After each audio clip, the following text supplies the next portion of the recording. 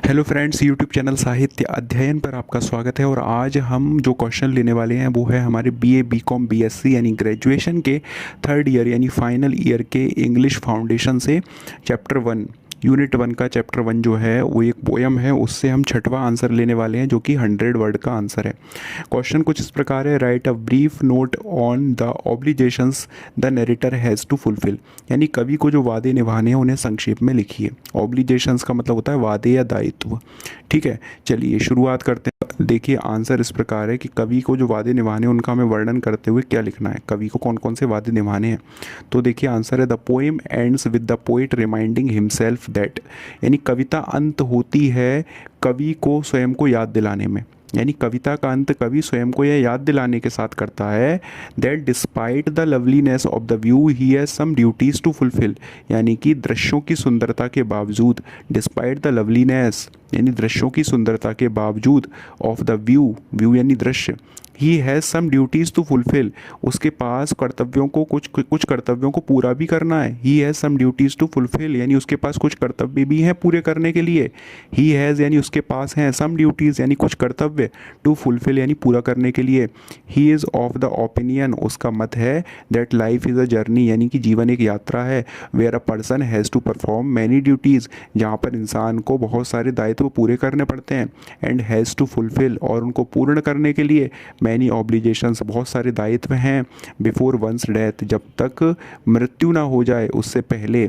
ही अर्ज not be alert, वह आग्रह करता है, अर्ज्ड यानी आग्रह करता है, नॉट बी अलर्ट यानी आकर्षित मत हो, बाय अर्थली प्लेजर्स यानी धरती की सुंदरियों से, एंड ब्यूटीज़ और सुंदरता से, सौंदर्य से, वाइल मार्चिंग जब तुम चल रहे हो, on to achieve the target अपने टारगेट को प्राप्त करने के लिए, जब तक अपने टारगेट को पा न लो। वाइल यानी जब तक, मार्चिंग यानी पा न लो, टू अचीव, मार्चिंग यानी चलना, टू अचीव यानी प्राप्त करना, टारगेट यानी टारगेट को जब तक अपने टारगेट को प्राप्त करना लो। तब पोइट मीन्स कवि कहना चाहता है दैट ही शुड परफॉर्म कि उसको परफॉर्म करना चाहिए, सम गुड्स डीड्स कुछ अच्छे कार्य, इन द वर्ल्ड इस संसार में, बिफोर पासिंग अवे गुजरने से पहले, मरने से पहले, और मीटिंग डेथ या मृत्यु से मिलने से पहले उसे दुनिया में कुछ अच्छे काम कर लेने चाहिए।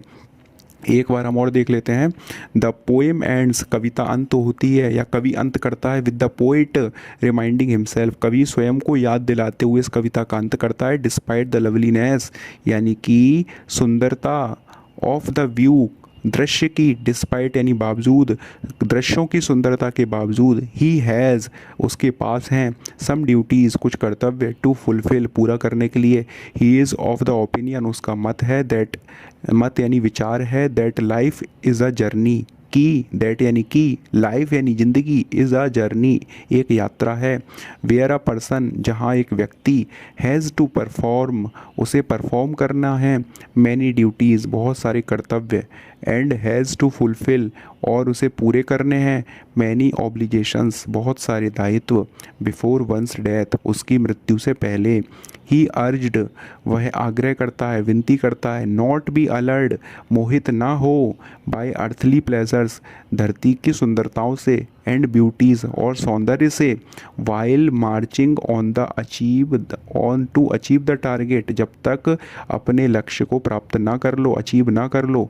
द पोइट मीन्स कवि का मतलब है, कवि कहना चाहता है, दैट ही शुड उसको करना चाहिए, क्या करना चाहिए, परफॉर्म सम गुड डीड्स कुछ अच्छे कार्यों को संपन्न, इन द वर्ल्ड इस संसार में, बिफोर पासिंग अवे जब तक कि वो गुजरे ना, जब तक वो मरे ना, और मीटिंग डेथ यानी कि मृत्यु से मिले ना, उससे पहले उसे कुछ अच्छे कार्य कर लेने चाहिए।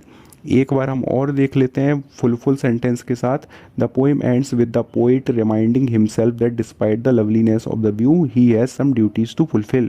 कविता का अंत कवि स्वयं को यह याद दिलाने के साथ करता है कि दृश्यों की सुंदरता के बावजूद उसे कुछ कर्तव्यों को पूरा करना है।